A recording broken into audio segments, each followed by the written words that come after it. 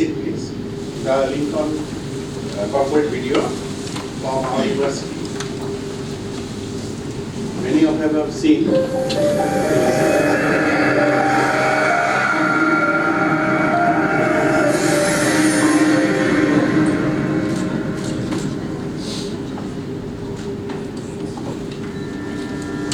The world, as we know it, has evolved rapidly, and we constantly wonder how can we overcome the arduous challenges affecting humanity and the future. In LUC, these questions become the catalyst that push us forward. We answer this question by spark and encourage creative and innovative minds through academic and research. Science, technology, and engineering become the foundation of everything that we implement.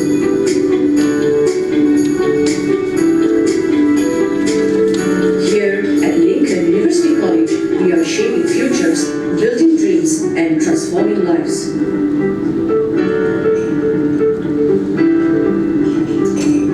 As all the great stories goes, we also have a humble beginning.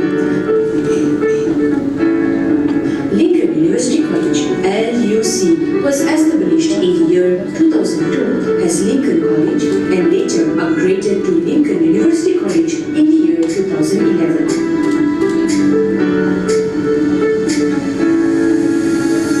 We are so proud of our progresses and constantly upgrading ourselves to become a better higher learning institution.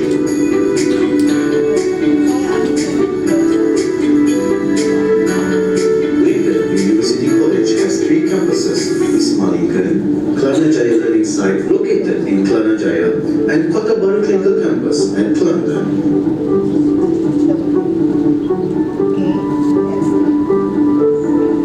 Our main campuses are located in the busy metropolitan city of Kota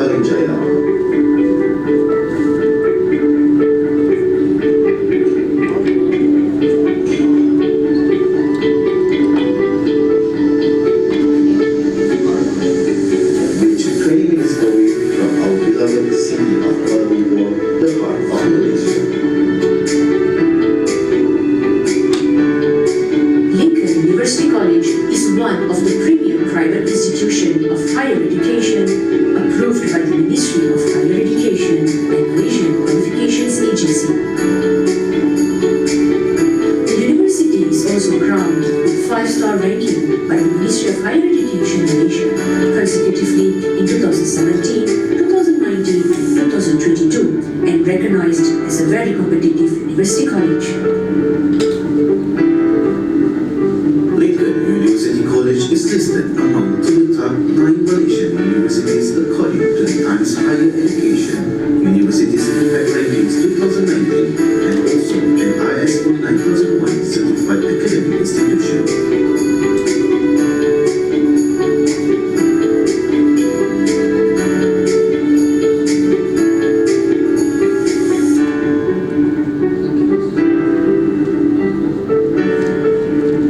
We are also the associate member of the Association of Indian Universities, Association of Commonwealth Universities London, and a member of International Association of Universities Paris.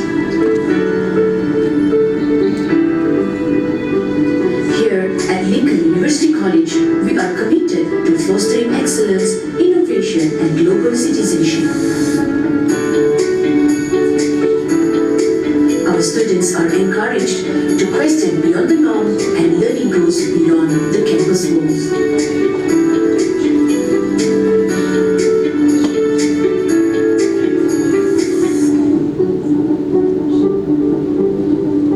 LUC provides students with a supportive community of staffs and lecturers when they are empowered to be excellent, innovative, and a global valued citizen.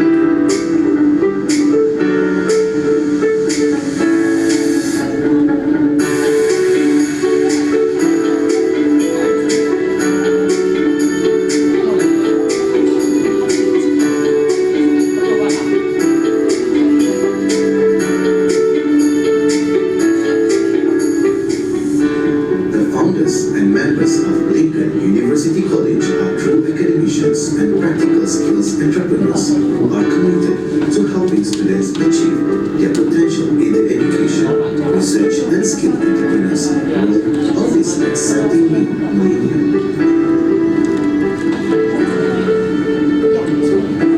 At Lincoln University College, we offer programs of foundation, certificate, diploma, bachelor, master, and PhD levels.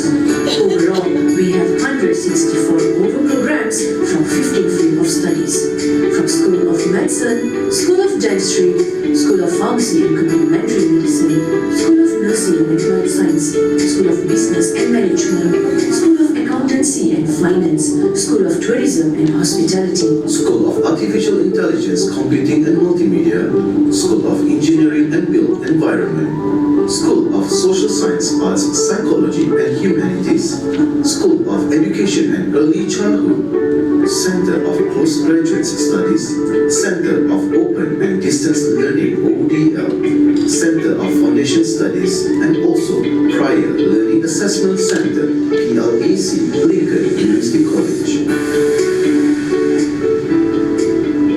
The student's life is one of the most precious experiences in life. In this time, you will likely sharpen your passions, values, broad assumptions, and seize the skills that will bring along with you in the future. LUC fully aware of this and has put in a lot of efforts to ensure that your student's life is vibrant and passion-filled with great experiences.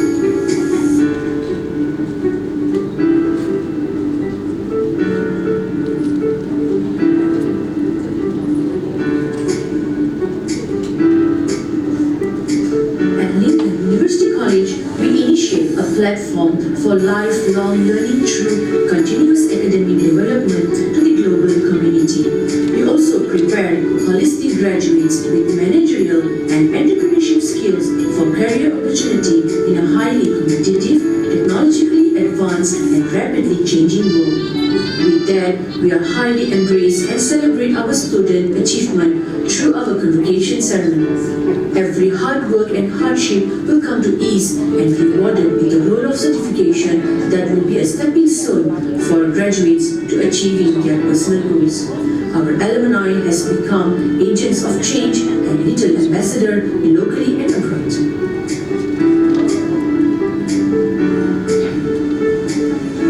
At LUC, we pride ourselves in the question we seek answers to. For our existence is to developing society through education, training, and skills development for a better, bright future. At Lincoln University College, we don't just educate, we inspire a future that transforms the world. Thank you. And who has not visited all the facilities of University College campus? I welcome all of you to visit and give time to see. And there also we have different short courses, certificate and etc. you can offer in your country as well. So without wasting fast, before we start, first slide please. This one is the 4th International Conference, and first one was held in India. That was in 2019, where Nath, Dr. Ashita and Dr. Koshila, Ms. Koshila attended from university as well as our VC. So, and second one is on online because of COVID. Third one also in India, where we have our president of our foundation, my father, Professor Dr. and next slide. And also he is the founder, president and surgeon, and head of the department, and also Professor Dr. Vijit Ghosh, our dean of Faculty of Business, as well as he is the founding director of Center of Excellence. Both of them is not with us this year. So we'll keep 1 minute silence for them. Thank you. Thank you.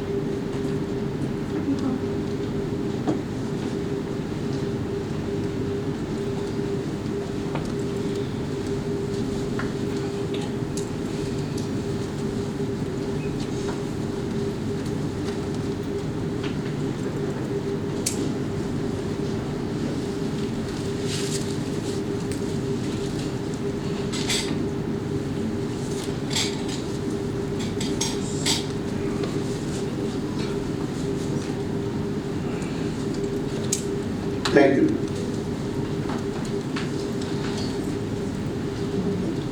I call now our Associate Professor T.S. Rashida to conduct the session.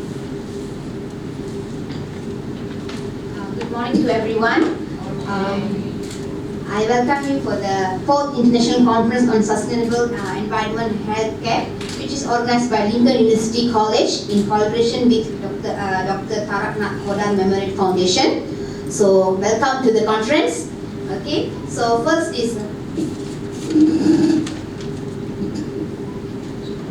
I would like to welcome Professor Datin Dr. Hafizah Cik Hassan. She is the Deputy Vice Chancellor Academic Lincoln University College for the inauguration talk. Please welcome Professor Datin Dr. Hafizah.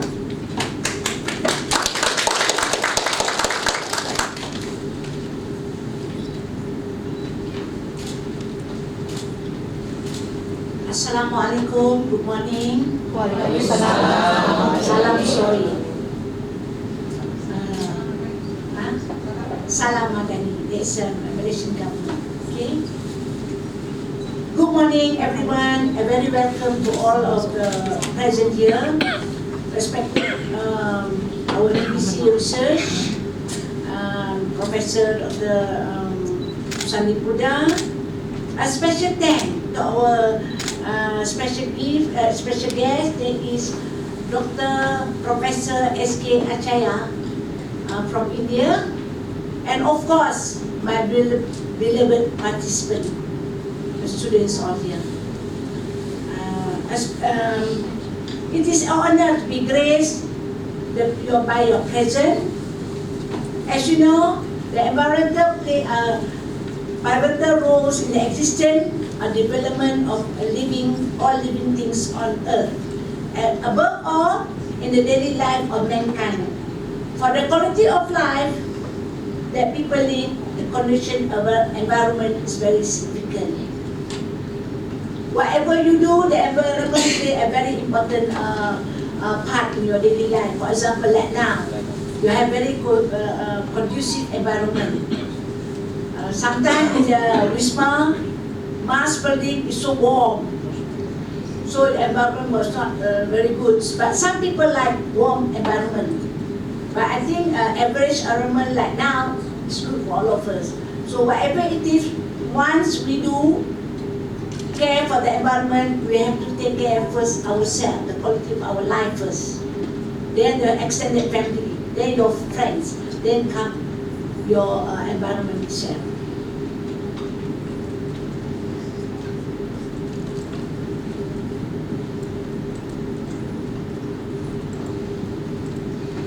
As you know, the environment refers to the surrounding in which life exists on Earth. Components like animals, humans, sunlight, water, trees, and air make up the environment.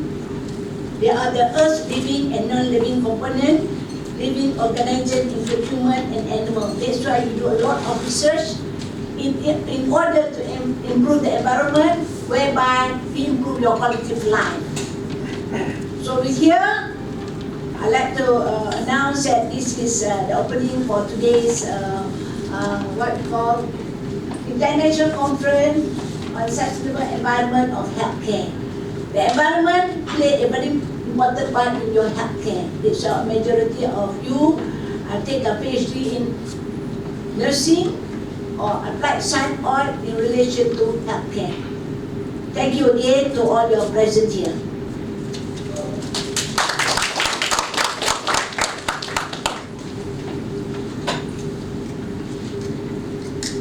Thank you, Professor Datin Dr. Hafizah Cik Hassan. Next is welcoming a note from Professor Dr. Sandi Puda. So please welcome Professor Dr. Sandi Puda for the welcoming note. Thank you.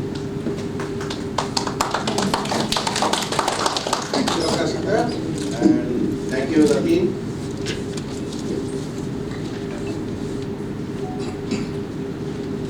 And thanks all of you to be here with us today.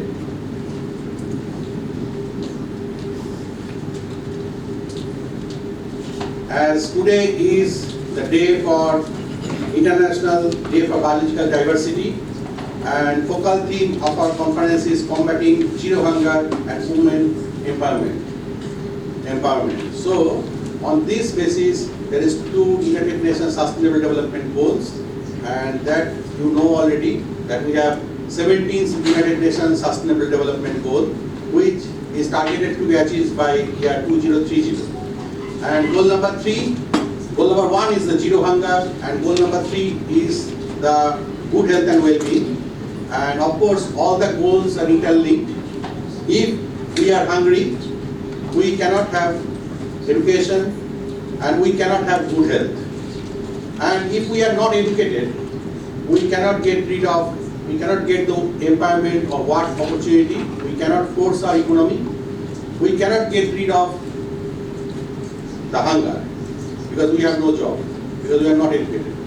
So all these goals are interlinked with each other, and we are here all together supporting the United Nations 17 goals. That is the 17 number goal is networking and communication. On this basis, I would like to share with you that today in our conference we have approximately 9 countries participant here. You don't think that so much less crowd, but there is 9 country representatives are here present in this hall. At first, Bangladesh, China, India, Indonesia, Iraq, Libya, Malaysia, Maldives, Nigeria, Tunisia, Yemen, and UAE also, so 10. So give a big hand for yourself and us. More stronger with 10 countries participant within this limited number of participants, around 40, I think today is present in this hall. So all of us is working for the Sustainable Development Goals, and we have to carry out this message. You can see the program that we have diversity of our papers, because we are working in different approach, multidisciplinary approach for the society. Not only focused on environment is not separate with health, and health is not separate with management, economics. So all these, and IT are also coming up. So all these are interlinked. For that, there with different articles, this paper session is there, and I request all of you that all of us should learn different approaches, and we want to incorporate in our future research that things, so that we can make more collaboration and advance in our research area. Thank you, and I want to welcome again Dr. Ashita to introduce our first, we are going to start our first session. As just an announcement that keep your mobile phone silent, and after 1 only we have lunch break. Oh, there is a book release now by 2 books actually, and one is research methodology. I request Professor Shankaracharya to come on the dais with Dr. Hafija, our Deputy Vice Chancellor Academic, Professor Farida, our Senior Professor from Faculty of School of Nursing and Health Science, P.S. Dr. Hashita, and Chief Professor Dr. Idris, Dr. Devi, not here. So, Dr. Devi, please come and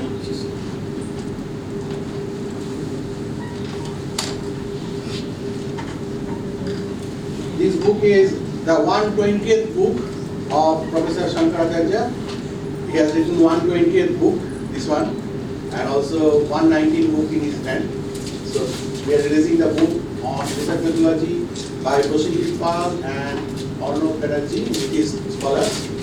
And I would like to mention that Prosenjit Pal, he has visited 1 month training program with agriculture PhD. He has done 1 month training program under me with machine learning. And we have published 1 Scopus Index fully open access paper with Dr. Ashita, and 1 Scopus Index book chapter within that 1 month training period. Both is free. And that Prosenjit Pal is the co-author of this book with Dr. Acharya. Thank you.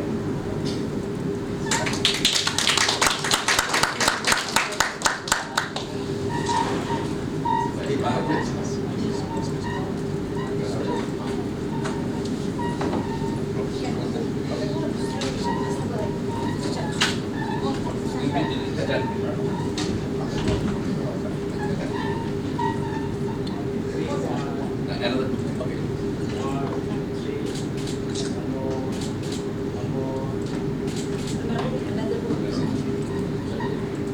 Arsenic contamination. This one is arsenic contamination.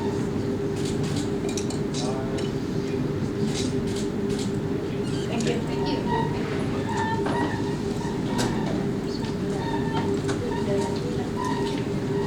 Yes. And here.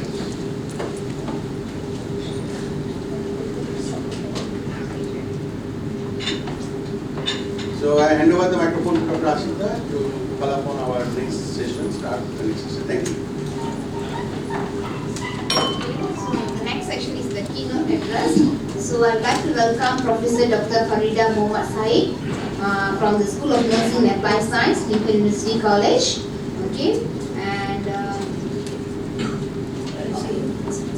Professor Dr. Farida Mohammad Said has completed renal nursing in midwife. Her PhD is from University Putra Malaysia. She did her MSc from the University Kebangsaan Malaysia and Bachelor of Science from University of Malaysia. She has many years working experience in clinical, academic and management through her career in public and private organizations, national and internationally. Her experiences included: she was appointed as a clinical nursing director in Madinah KSA, head of a nursing postgraduate and research in Lincoln University, and a head of nursing program in University Putra Malaysia. She has supervised many PhD students. Unique areas of interest include community and public health, nursing education. Her current research interests focus on smart health education. She was awarded Excellent Outstanding Quality Award in Madinah. She received 4 research grants when she was in a UPM.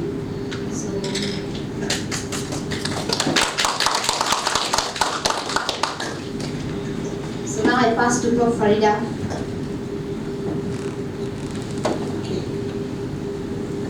Good morning, everybody.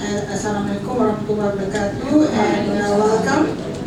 How to say in Chinese? Good morning. How in India? Namaskar. India is Suprabhat. Namaste. Suprabhat. Good morning. Suprabhat. Namaste. In India it is called Suprabhat. Namaste. Namaste. Namaste means welcome and Suprabhat means good morning. Thank you, everybody, and welcome. Before we start with our next program, we have a very excellent and well established keynote speaker. So I would like to introduce you Professor Dr. Sankar Casey. Acharya. Acharya, okay, proper pronunciation, yeah. All right, and he is a dean and of the postgraduate studies in the BCKB, that is one of the university. And he has 35 years of experience as a lecturer as well as the professors. So with this experience, he has produced almost 120 books as author and co-author. And he also has published many publications that will be countless, okay? More than 200, right? 200 papers. And he also have guided about more than 30 PhD students and 107 of master students, right? He is well known all over the world, and he is also acted as the expert to the World Bank project, and he is the members for all those excellence program, and one is that is agriculture country West Bengal, and he is one of the invited visitors to China, Vietnam, France, and many others countries. So without any further delay, I would like to welcome Dr. Changa for his very interesting topic, that is the magic seed, the millet. The floor is yours, Bob.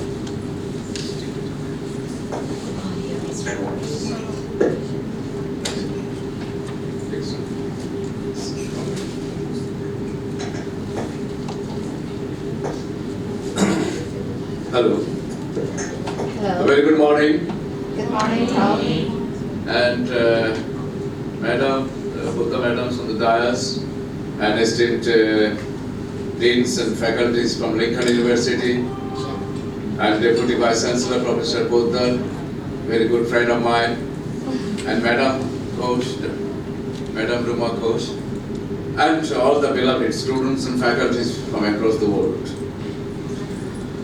I am Professor Shankaracharya, and I've been in the university teaching and research for more than 35 years. And one of the presenters is Dr. Ananya Chakraborty. She had her PhD under my guidance, very interesting topic, hunger, poverty and voice. It's really an honor for me to share my experience with you, learned audience, about millet, the magic sheet, in terms of health, environment and ecology. And before that I will speak some few seconds on my book released here, opened here rather. What is the research methodology? I think this is a book, this is my fourth book only on research methodology, approaches, methods and applications. And that will be of great help for the young faculty. It covers how to design your research. It covers how to go for selection of the variables, sampling methods, multivariate analytical techniques, including stepwise regression, path analysis, and that is the factor analysis and neural network analysis. It has covered all these things, canonical covariate analysis, at the same time meta-analysis, grounded theory, and artificial intelligence, so that under the same canopy you will have, and your scholars can have a vision about what to do in terms of advanced researches. I think university means basically for researches and postgraduate education. Second book on arsenic contamination. Since this international conference will be hovering around this ecology, health and environment. And you know that arsenic contamination is a great threat to the civilization, including almost all of the Southeast Asian countries, including Bangladesh, Malaysia, Indonesia, and of course India, especially the eastern part of India. And that is how I had another PhD work on arsenic contamination, how the ecosystem being affected, including human health. And the book came out. You'll be happy to learn. I want to share my experiences that I have authored so far 120 books, and most of the books are the outcome of my empirical researches. It is not something definition and principle or textbook like. And out of these 120, and these books are my scholars contributed. So they have been co-author or author with me.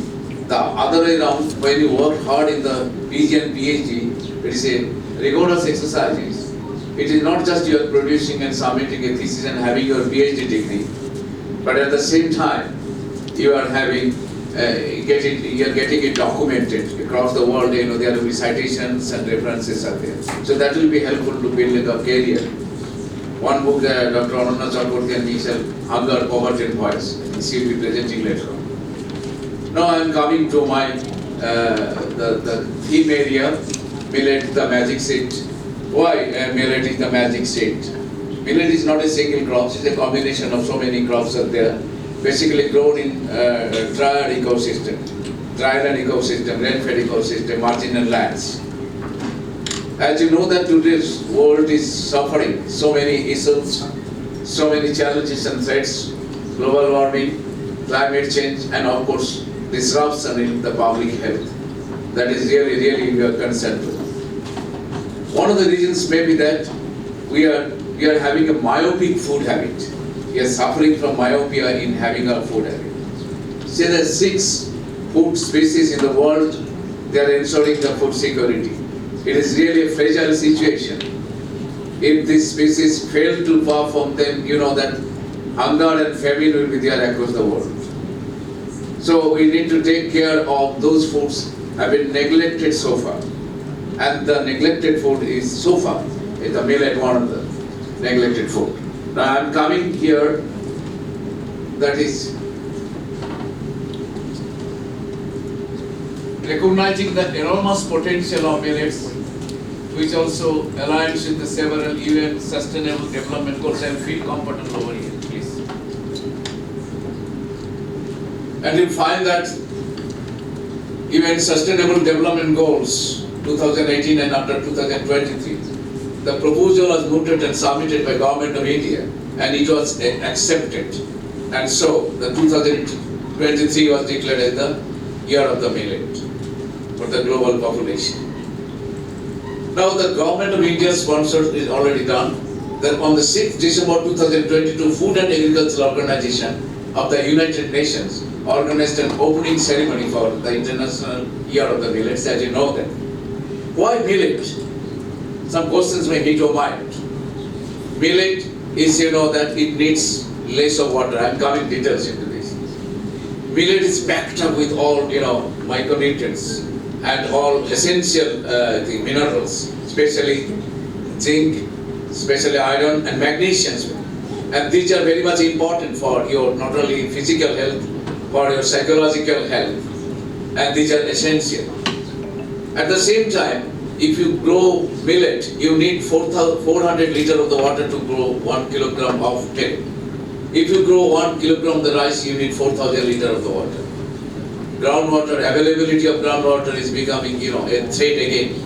And you know, our mindless modernization of agriculture, quote unquote, mindless modernization of agriculture is depleting our natural resources to the worst, especially the groundwater. And coming to this point, now once the beautiful planet conceived human civilization with the glory of motherhood, the birds went on surfing in an ecstasy of joy and freedom. The ripples of pristine rivers, blue and giggling, offered shelter to the silvery fishes and pink Amazon lilies. But human greed has defeated its own needs. So what had been a means to survive now has turned into the tools to triumph, rather a weapon to destroy. By this time, we have made fertile lands into barren Arizona, deep forests into nasty slums, and blue rivers into a filthy, lenting dying stream. And that is how, in the name of modernization, in one side we have ensured food security, in the other side we have contaminated groundwater, we have eroded our soil, we have destroyed our biodiversity. What is being led for the young generation? I wonder, sometimes I am getting shocked, what we the people are living for the survival of the upcoming generation. So upcoming generation, young generation need to think and delve into it. In last 20 to 30 years, 24% of the land has degraded and you know that economic loss of 40 billion per year US dollar. And that is how it is there. If you say and calculate what is economic equivalence to these losses, it is more than 40 billion US dollar per year. I am giving an example in India, per hectare of the loss of soil is just, you know, that 50 to 20 tons. 50 to 20 tons. And in India during 1950-55, the per capita availability of groundwater was 5,333 cubic meter. Any guess what is the availability of water in India right now? I am just citing an example as a nation. It is just 1,300 cubic meter.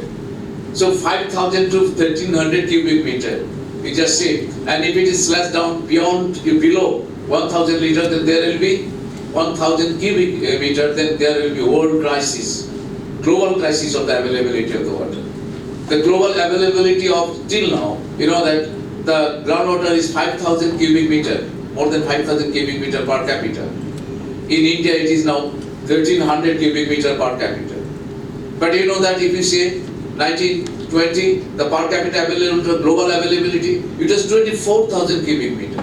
So from 24,000 cubic meter, it has slashed down to 5,000 cubic meter.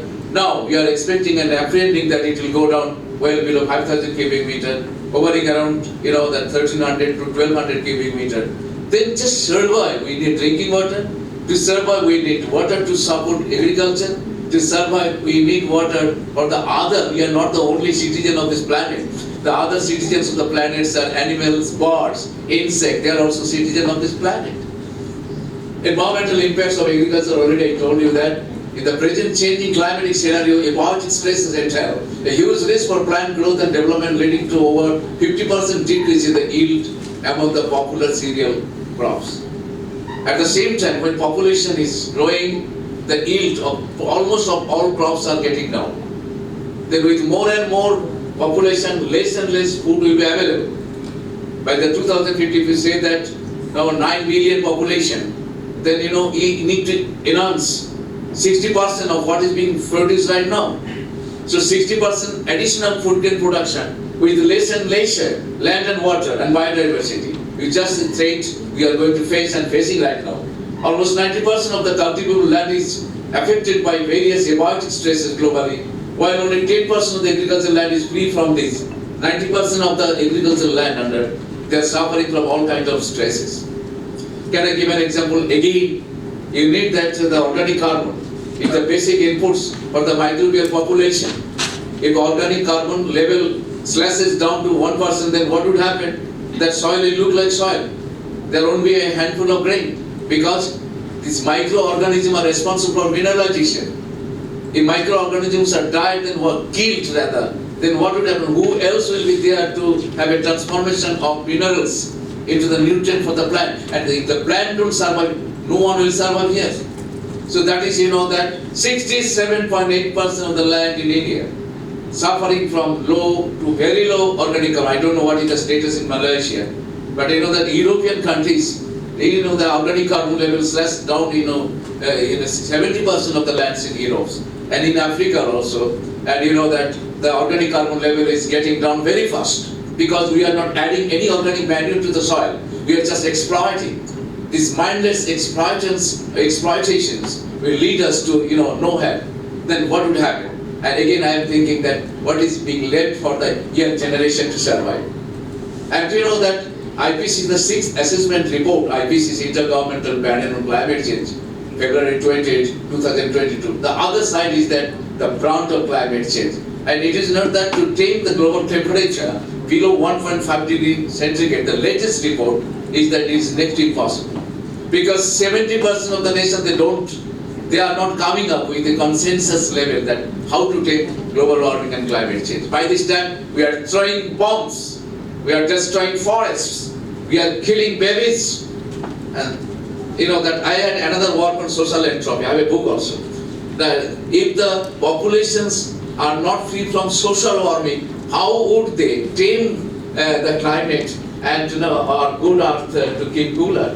People are warming, they are hot, they are chaotic, they are unorganized, indisciplined, and that they are the leaders for making our earth cooler. So that is the contradictions with us. And that 17 SDG goal all known. And that is another important thing is that social ecology.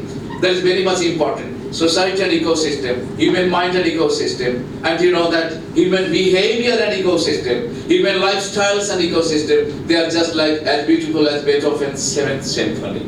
They are so orchestrated, they are so connected, they are so musically orchestrated.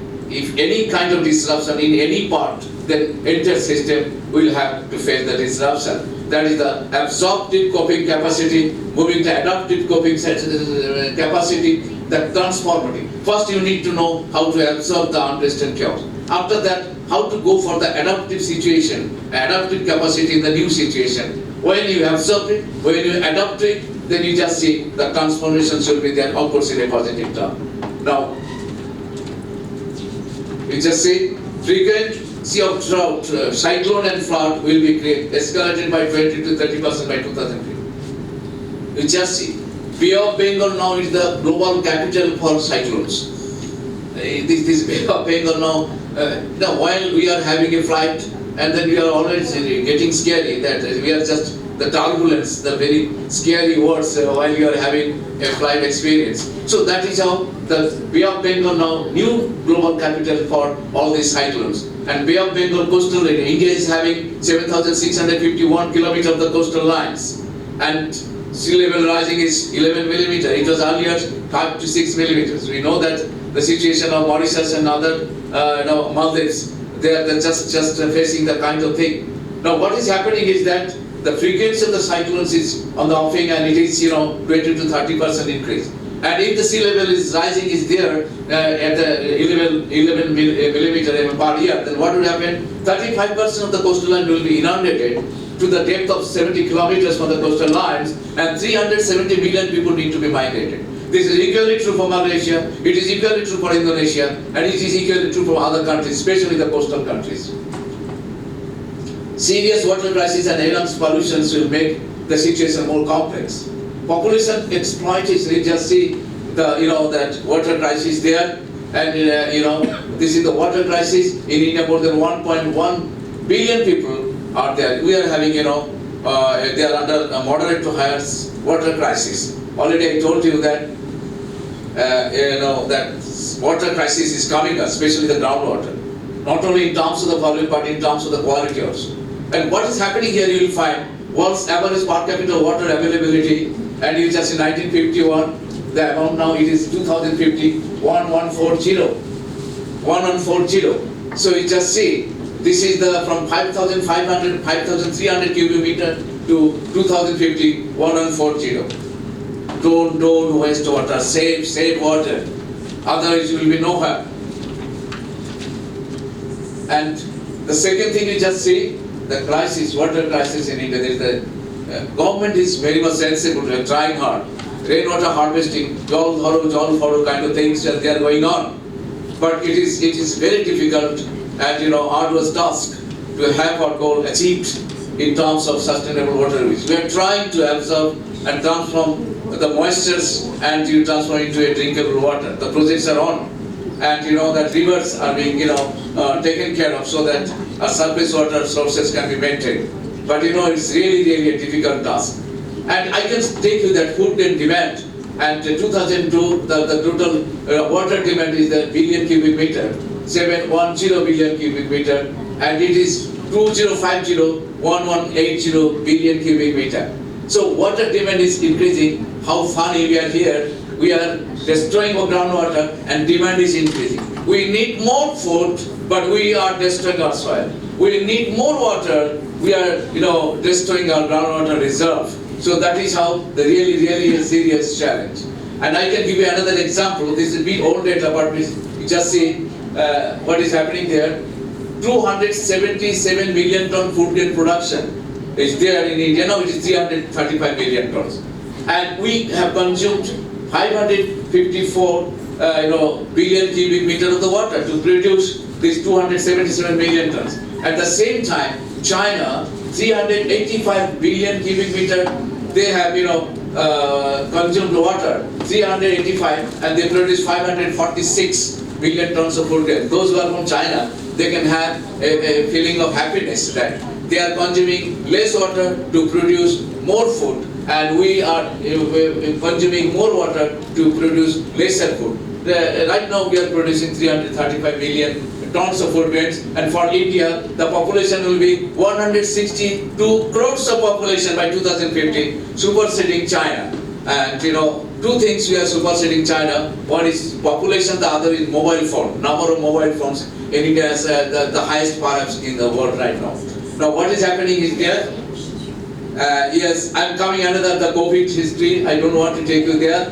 And water crisis in India already discussed, and other pollutions are there. You just see, this is one of the scenario where fishes are being killed due to the seawater pollutions. And the microplastic pollution is another. The salt we are taking into, and it is packed up with microplastics, and polyvinyl chlorides are there, and dioxins are being produced. So that is you have to take care of. And these are the deaths. This is shocking. I think only that few years back, only a couple of years back, rather, we lost our global citizens. But still, we are not that conscious as should have been. We are not that alert as should have been. And change your food, change your lifestyle to live longer and happier. That is how I am coming down to your melee. Natural food, healthy food, immunity food, low glycemic index food, more iron, zinc and calcium, opt for vitamin rich food, and for eco-friendly food. Now this is that